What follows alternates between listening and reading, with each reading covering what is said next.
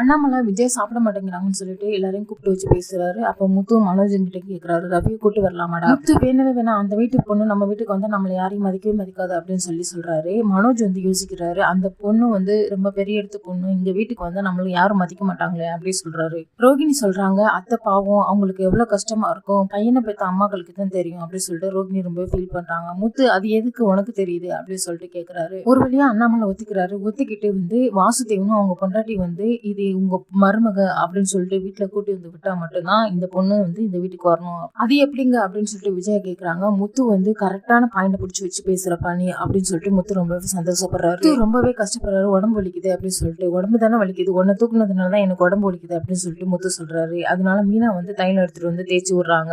தைலம் தேய்க்கல முத்து அம்மானு கத்துனதை பார்த்துட்டு விஜயா ரூமுக்குள்ள ஓடி வந்து பாக்குறாங்க. மீனா வந்து முத்து மேல ஏறி நின்று மிதிச்சிட்டு இருக்காங்க. இதை பார்த்துட்டு என்னடி தீ மிதிக்கிற மாதிரி மிதிக்கிறியே அப்படின்னு சொல்லிட்டு மீனாவை திட்டு. இதெல்லாம் அண்ணாமலை சொல்லிட்டு இருக்காங்க. உன்னை யார் அங்க போய் எட்டி பார்க்க சொன்னது, பொண்டாடி புருஷனுக்குள்ள ஏதாவது பண்ணிக்குப்பாங்க, நீ ஏன் அங்க போய் நிக்கிற அப்படின்னு சொல்லிட்டு அண்ணாமலை விஜயாவை திட்டுறாரு. விஜய்